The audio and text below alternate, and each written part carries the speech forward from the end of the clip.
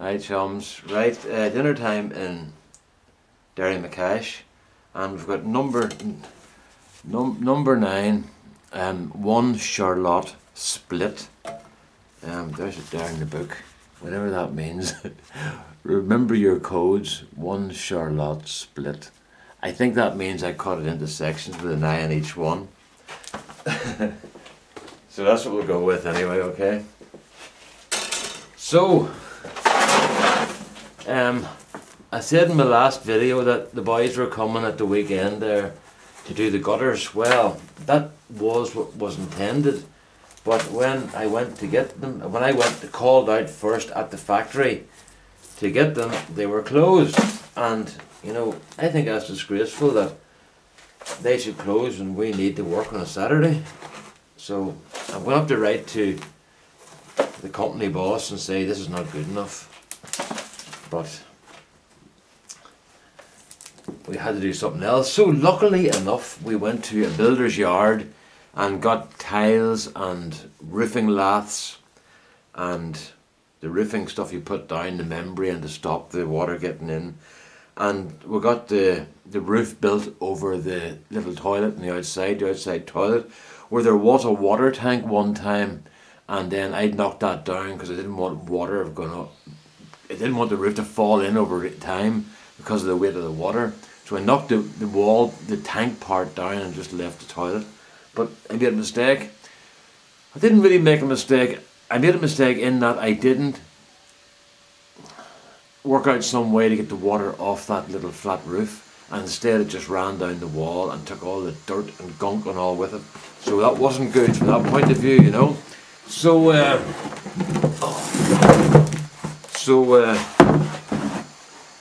that's been cured. There'll never ever be a problem again with water coming off that roof, because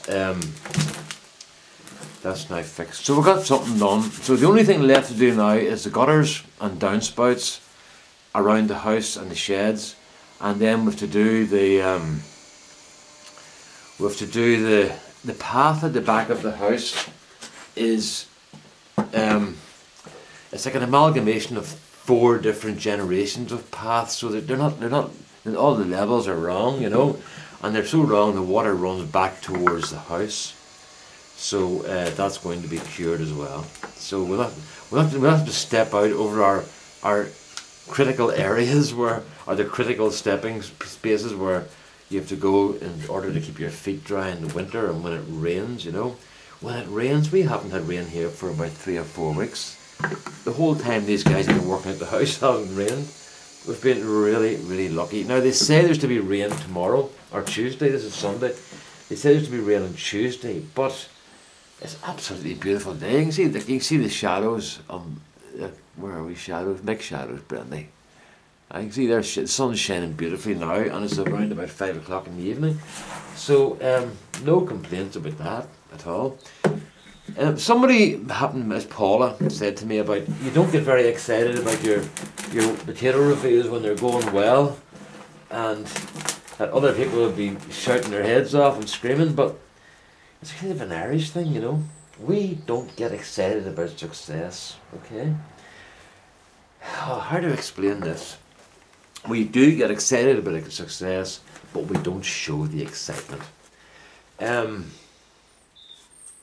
This is why film stars and movie stars and actors and singers and bands all love coming to Ireland, because they get left alone.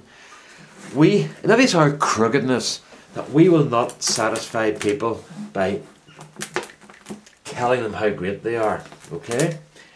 Now, I'll give you let's just work an example. Say, for instance, I won the biggest potato on YouTube ever award, okay?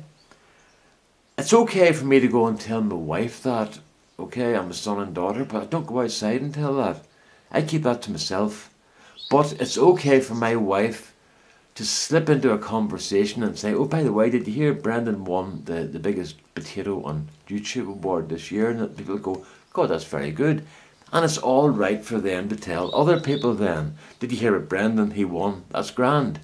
But Brendan cannot go out and say to any of those people, I won the potato award on YouTube, because that's seen as big-headed, okay? And you'll be taken down a peg or two very quickly.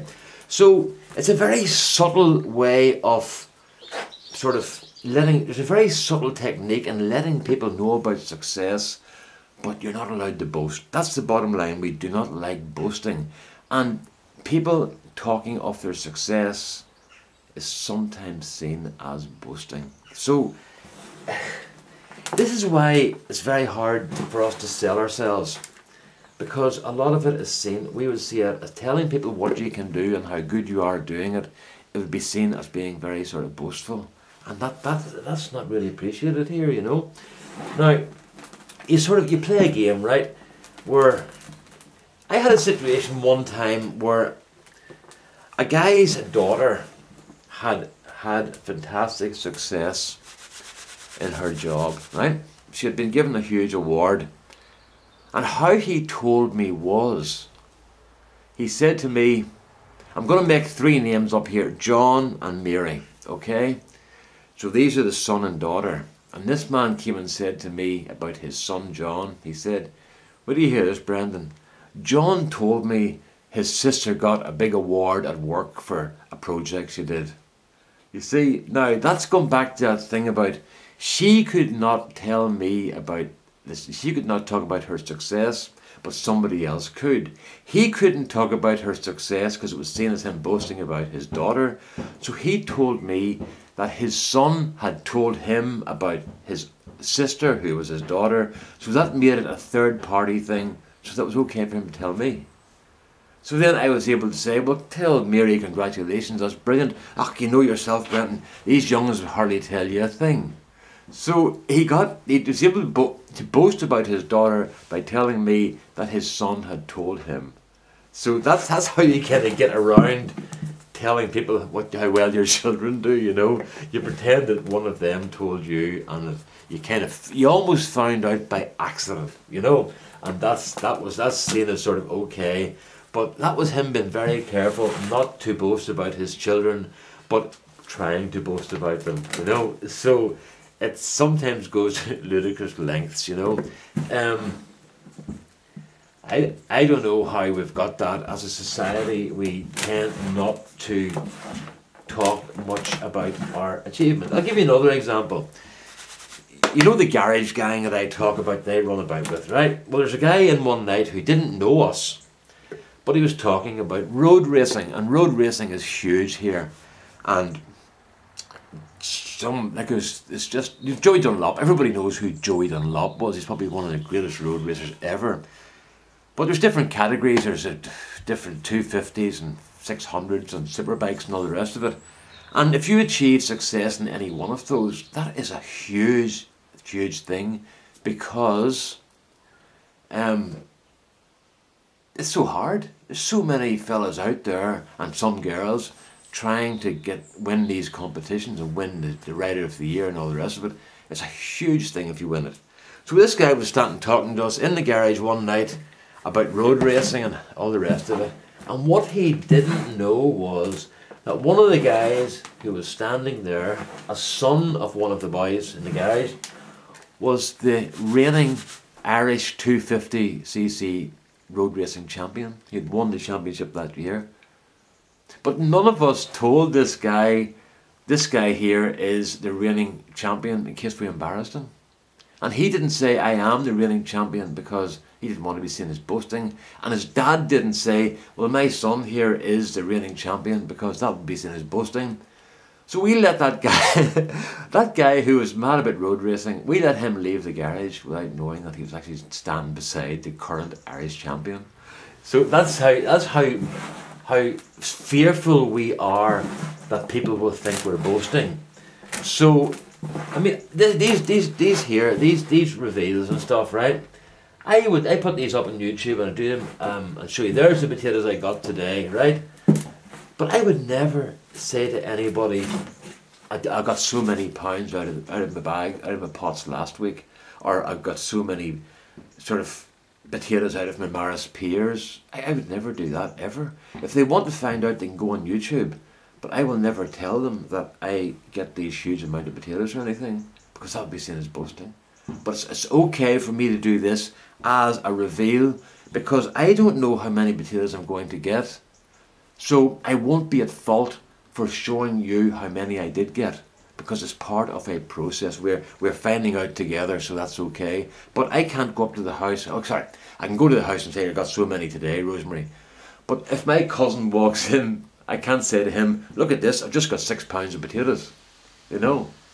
If he says to me, how's the potatoes going? Or how many did you get? I can say I got 6 pounds. But I can't tell him first that I got the 6 pounds. So it's a sort of a subtle dance we play at, but it keeps everybody modest. You know, we like modesty in Ireland. You know, and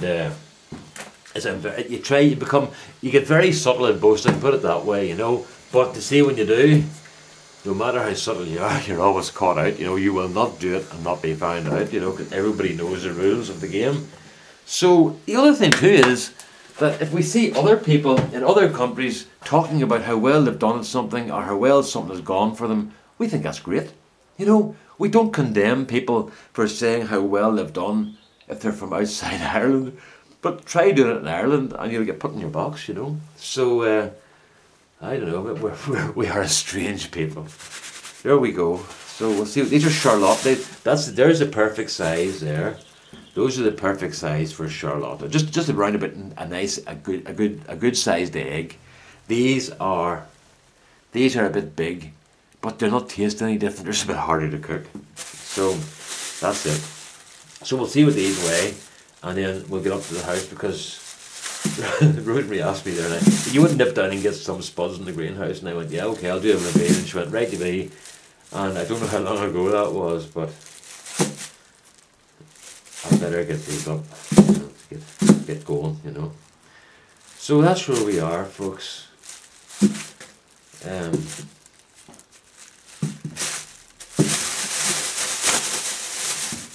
What's that? I think of it maybe. I'm going to go for about 5.5 pounds. See how we get on with that.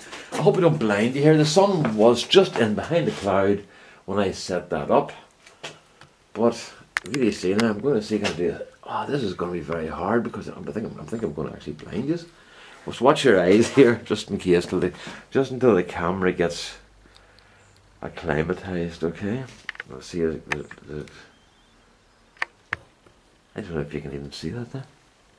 We'll turn the camera on and see what. I'll turn the scales on. Hello. I will see now. I can see the scales. I can't even see it there.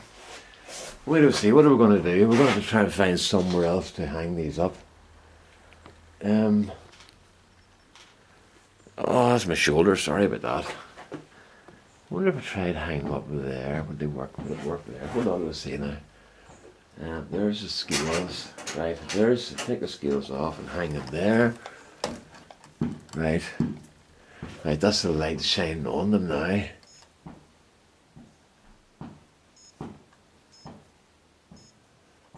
Why is it saying 2.8 kilos? Hold on, turn this thing off.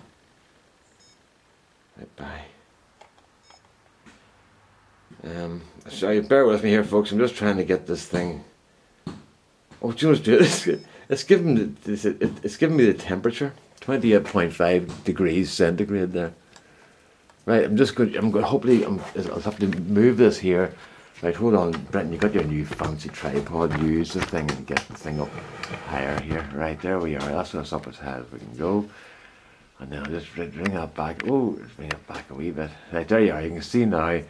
It's 10.1 of a pound. We'll just reset. Not right. What did I say? 5.5 pounds. We'll go for 5.5 pounds. All right. We'll see when we get this. Oh, I don't want to. Trying not to knock the camera over.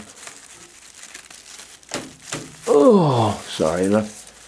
Well, look at that there. There's there. Let's bring that back up again. 5.55 pounds. Is that there? Is that on the screen? Even I can't even. Right. Well, that was. You have to take my word for it, folks. Before I broke my scales. Well, they're still on 5.55 pounds. Where are we? 5.55 pounds. What's that in kilos? 2.2, about 2.2 kilos. 29.5 degrees. 2.54 kilos. Where are we at?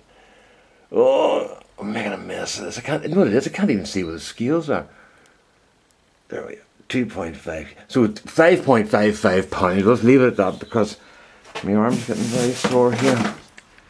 Where are we at now? That's the wrong way. That's the wrong way. Down a bit, round a bit, and down a bit. There's that up there. Yeah, that's okay. So that's like 5.5 pounds out of the Charlotte. That's not bad. That's okay.